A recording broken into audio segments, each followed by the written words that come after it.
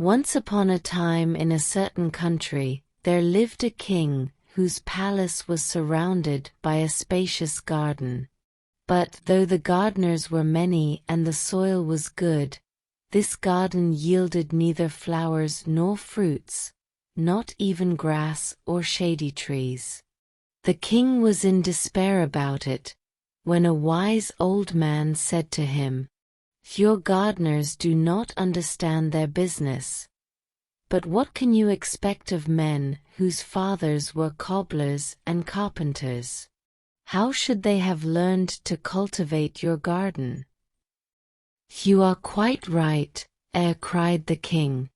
Therefore, continued the old man, "you should send for a gardener whose father and grandfather have been gardeners before him, and very soon your garden will be full of green grass and gay flowers, and you will enjoy its delicious fruit." So the king sent messengers to every town, village, and hamlet in his dominions, to look for a gardener whose forefathers had been gardeners also, and after 40 days one was found. "Come with us and be gardener to the king," they said to him. "How can I go to the king?" said the gardener, "a poor wretch like me." "That is of no consequence," they answered. "Here are new clothes for you and your family." "But I owe money to several people." "We will pay your debts," they said. So the gardener allowed himself to be persuaded, and went away with the messengers, taking his wife and his son with him. And the king, delighted to have found a real gardener, entrusted him with the care of his garden. The man found no difficulty in making the royal garden produce flowers and fruit, and at the end of a year the park was not like the same place, and the king showered gifts upon his new servant. The gardener, as you have heard already, had a son, who was a very handsome young man, with most agreeable manners, and every day he carried the best fruit of the garden to the king, and all the prettiest flowers to his daughter. Now this princess was wonderfully pretty and was just 16 years old, and the king was beginning to think it was time that she should be married. "My dear child," said he, "you are of an age to take a husband, therefore I am thinking of marrying you to the son of my prime minister." "Father," replied the princess, "I will never marry the son of the minister." "Why not?" asked the king. "Because I love the gardener's son," answered the princess. On hearing this the king was at first very angry, and then he wept and sighed, and declared that such a husband was not worthy of his daughter. But the young princess was not to be turned from her resolution to marry the gardener's son. Then the king consulted his ministers. "This is what you must do," they said. "To get rid of the gardener, you must send both suitors to a very distant country, and the one who returns first shall marry your daughter." The king followed this advice, and the minister's son was presented with a splendid horse and a purse full of gold pieces, while the gardener's son had only an old lame horse and a purse full of copper money, and everyone thought he would never come back from his journey. The day before they started the princess met her lover and said to him, "Be brave, and remember always that I love you. Take this purse full of jewels and make the best use you can of them for love of me, and come back quickly and demand my hand." The two suitors left the town together, but the minister's son went off at a gallop on his good horse, and very soon was lost to sight behind the most distant hills. He traveled on for some days, and presently reached a fountain beside which an old woman all in rags sat upon a stone. "A good day to you, young traveler," said she. But the minister's son made no reply. Have pity upon me, traveler, she said again. I am dying of hunger, as you see, and 3 days have I been here, and no one has given me anything. Let me alone, old witch, cried the young man. I can do nothing for you, and so saying he went on his way. That same evening the gardener's son rode up to the fountain upon his lame grey horse. A good day to you, young traveller, said the beggar woman. A good day, good woman, answered he. A young traveller, have pity upon me. Take my purse, good woman, said he, and mount behind me, for your legs can't be very strong. The old woman didn't wait to be asked twice, but mounted behind him, and in this style they reached the chief city of a powerful kingdom. The minister's son was lodged in a grand inn. The gardener's son and the old woman dismounted at the inn for beggars. The next day the gardener's son heard a great noise in the street, and the king's heralds passed, blowing all kinds of instruments, and crying, The king, our master, is old and infirm. He will give a great reward to whoever will cure him and give him back the strength of his youth. Then the old beggar woman said to her benefactor, This is what you must do to obtain the reward which the king promises. Go out of the town by the south gate, and there you will find 3 little dogs of different colors. The first will be white, the second black, the third red.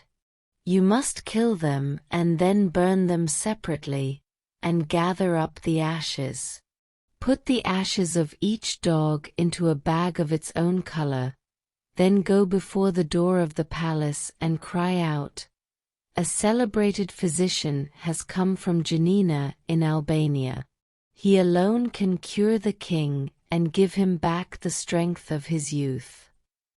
The king's physicians will say, This is an impostor, and not a learned man, and they will make all sorts of difficulties, but you will overcome them all at last, and will present yourself before the sick king. You must then demand as much wood as 3 mules can carry, and a great cauldron, and must shut yourself up in a room with the sultan, and when the cauldron boils you must throw him into it, and there leave him until his flesh is completely separated from his bones. Then arrange the bones in their proper places, and throw over them the ashes out of the 3 bags. The king will come back to life, and will be just as he was when he was 20 years old. For your reward you must demand the bronze ring, which has the power to grant you everything you desire. Go, my son, and do not forget any of my instructions. The young man followed the old beggar woman's directions. On going out of the town he found the white, red, and black dogs, and killed and burnt them, gathering the ashes in 3 bags. Then he ran to the palace and cried, A celebrated physician has just come from Janina in Albania. He alone can cure the king and give him back the strength of his youth. The king's physicians at first laughed at the unknown wayfarer, but the sultan ordered that the stranger should be admitted. They brought the cauldron and the loads of wood, and very soon the king was boiling away. Toward midday the gardener's son arranged the bones in their places, and he had hardly scattered the ashes over them before the old king revived, to find himself once more young and hearty.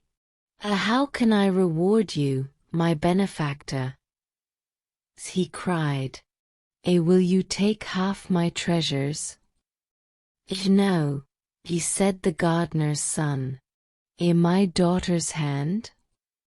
No. Take half my kingdom. No. Give me only the bronze ring, which can instantly grant me anything I wish for. Alas, said the king, I set great store by that marvelous ring. Nevertheless, you shall have it. And he gave it to him. The gardener's son went back to say goodbye to the old beggar woman.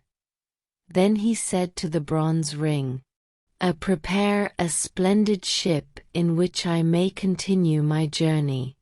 Let the hull be of fine gold, the masts of silver, the sails of brocade.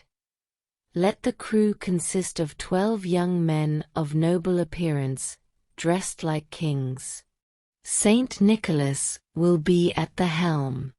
As to the cargo, let it be diamonds, rubies, emeralds, and carbuncles. And immediately a ship appeared upon the sea which resembled in every particular the description given by the gardener's son, and, stepping on board, he continued his journey. Presently he arrived at a great town and established himself in a wonderful palace. After several days he met his rival, the minister's son, who had spent all his money and was reduced to the disagreeable employment of a carrier of dust and rubbish. The gardener's son said to him, What is your name, what is your family, and from what country do you come? I am the son of the prime minister of a great nation, and yet see what a degrading occupation I am reduced to. Listen to me.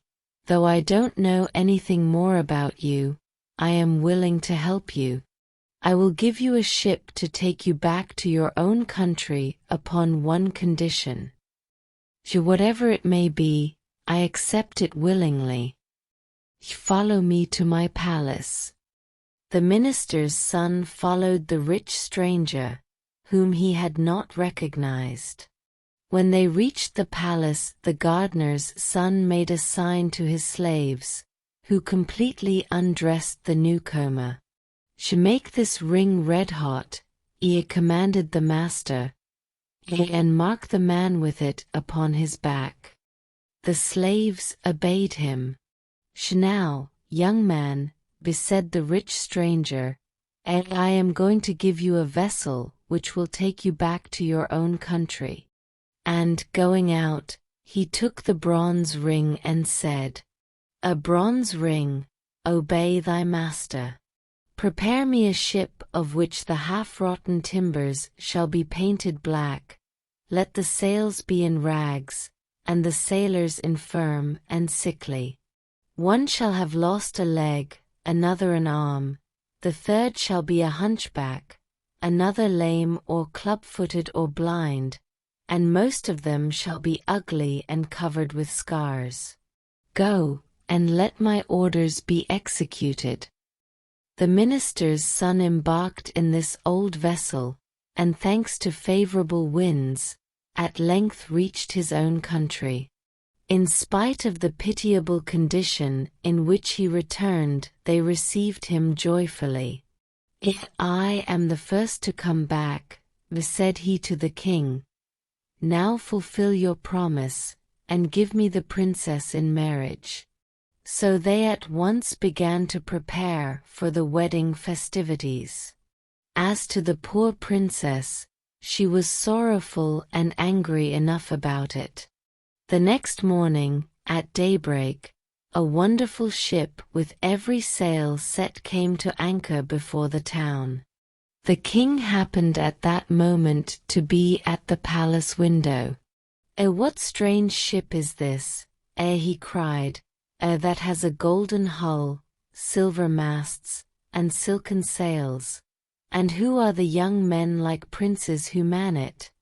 And do I not see Saint Nicholas at the helm? Go at once and invite the captain of the ship to come to the palace.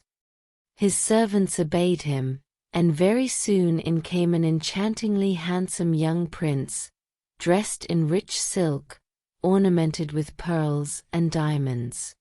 The young man, said the king, you are welcome, whoever you may be. Do me the favor to be my guest as long as you remain in my capital. Many thanks, sire, replied the captain. I accept your offer. My daughter is about to be married, said the king. Will you give her away? I shall be charmed, sire. Soon after came the princess and her betrothed. Why, how is this? Cried the young captain. Would you marry this charming princess to such a man as that? But he is my prime minister's son. What does that matter? I cannot give your daughter away. The man she is betrothed to is one of my servants. Your servant? Without doubt. I met him in a distant town, reduced to carrying away dust and rubbish from the houses. I had pity on him and engaged him as one of my servants. It is impossible, cried the king. Do you wish me to prove what I say? This young man returned in a vessel which I fitted out for him, an unseaworthy ship with a black battered hull, and the sailors were infirm and crippled. It is quite true, said the king. It is false, cried the minister's son. I do not know this man. Sire, said the young captain, order your daughter's betrothed to be stripped, and see if the mark of my ring is not branded upon his back. The king was about to give this order, when the minister's son, to save himself from such an indignity, admitted that the story was true. And now, sire, said the young captain, do you not recognize me? I recognize you, said the princess. You are the gardener's son whom I have always loved, and it is you I wish to marry. The young man, you shall be my son-in-law, cried the king. The marriage festivities are already begun, so you shall marry my daughter this very day. And so that very day the gardener's son married the beautiful princess. Several months passed. The young couple were as happy as the day was long, and the king was more and more pleased with himself for having secured such a son-in-law. But, presently, the captain of the golden ship found it necessary to take a long voyage, and after embracing his wife tenderly he embarked. Now in the outskirts of the capital there lived an old man, who had spent his life in studying black arts, alchemy, astrology, magic, and enchantment. This man found out that the gardener's son had only succeeded in marrying the princess by the help of the genii who obeyed the bronze ring. I will have that ring, said he to himself. So he went down to the seashore and caught some little red fishes. Really, they were quite wonderfully pretty. Then he came back, and, passing before the princess's window, he began to cry out, Who wants some pretty little red fishes? The princess heard him, and sent out one of her slaves, who said to the old peddler, What will you take for your fish? A bronze ring. A bronze ring, old simpleton. And where shall I find one? Under the cushion in the princess's room. The slave went back to her mistress. The old madman will take neither gold nor silver, said she. What does he want then? A bronze ring that is hidden under a cushion. Find the ring and give it to him, said the princess. And at last the slave found the bronze ring, which the captain of the golden ship had accidentally left behind, and carried it to the man, who made off with it instantly.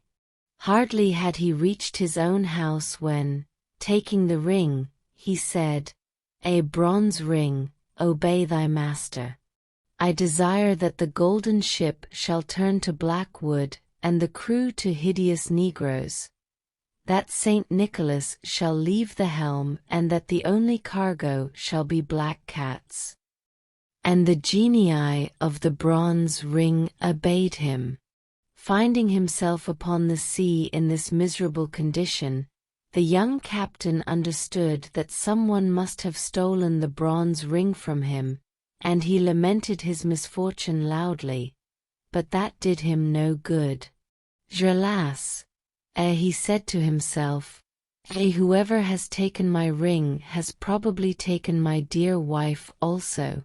What good will it do me to go back to my own country?" And he sailed about from island to island, and from shore to shore, believing that wherever he went everybody was laughing at him, and very soon his poverty was so great that he and his crew and the poor black cats had nothing to eat but herbs and roots. After wandering about a long time, he reached an island inhabited by mice. The captain landed upon the shore and began to explore the country. There were mice everywhere, and nothing but mice. Some of the black cats had followed him, and not having been fed for several days, they were fearfully hungry, and made terrible havoc among the mice. Then the queen of the mice held a council. "These cats will eat every one of us," she said, "if the captain of the ship does not shut the ferocious animals up. Let us send a deputation to him of the bravest among us." Several mice offered themselves for this mission and set out to find the young captain. "Hey, captain," said they, "go away quickly from our island, or we shall perish, every mouse of us." "Willingly," replied the young captain, "upon one condition. That is that you shall first bring me back a bronze ring, which some clever magician has stolen from me.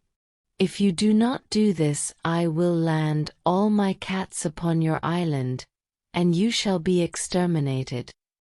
The mice withdrew in great dismay. "What is to be done?" said the queen. "How can we find this bronze ring?" She held a new council, calling in mice from every quarter of the globe, but nobody knew where the bronze ring was. Suddenly 3 mice arrived from a very distant country. One was blind, the second lame, and the third had her ears cropped. "Ho, ho, ho," said the newcomers. "We come from a far distant country. Do you know where the bronze ring is which the genii obey?" Ho, ho, ho. "We know. An old sorcerer has taken possession of it, and now he keeps it in his pocket by day and in his mouth by night. Go and take it from him, and come back as soon as possible." So the 3 mice made themselves a boat and set sail for the magician's country. When they reached the capital, they landed and ran to the palace, leaving only the blind mouse on the shore to take care of the boat. Then they waited till it was night.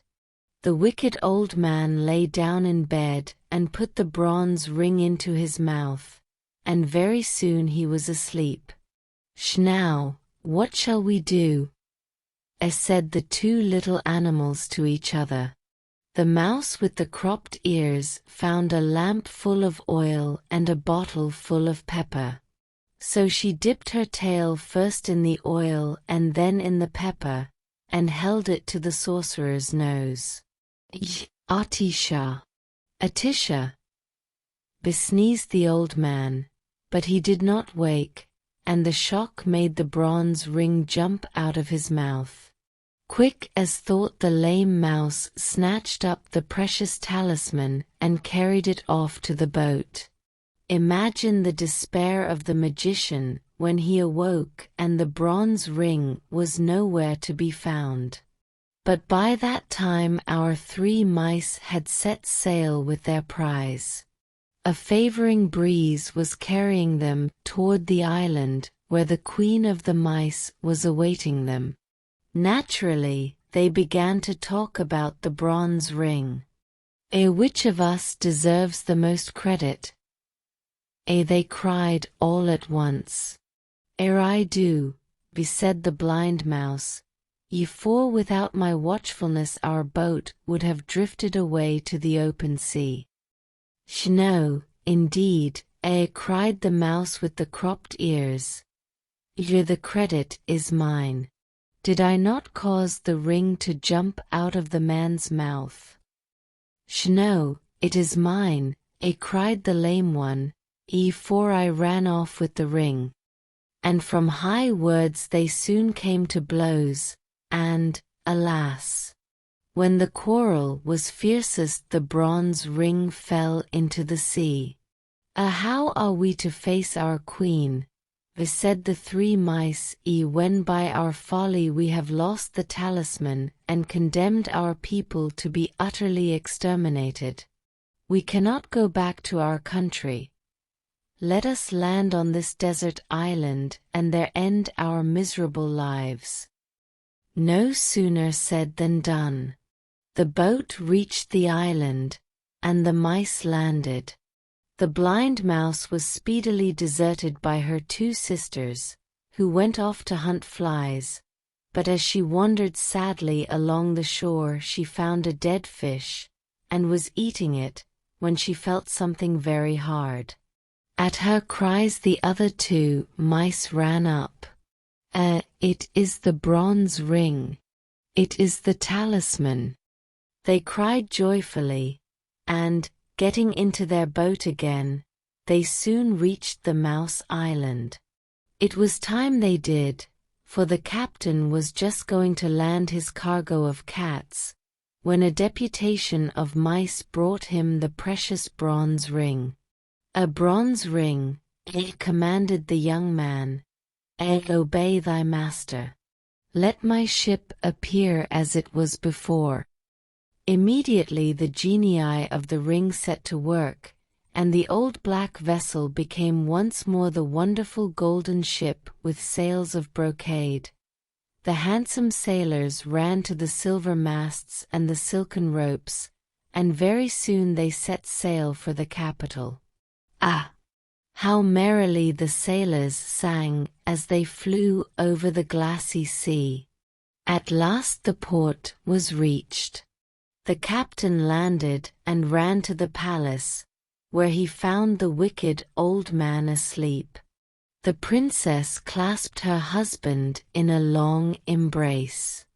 The magician tried to escape, but he was seized and bound with strong cords. The next day the sorcerer, tied to the tail of a savage mule loaded with nuts, was broken into as many pieces as there were nuts upon the mule's back. 1. Tradition populaire de l'Asie mineure. Carnoy et Nicolède. Paris. Maisonneuve, 1889.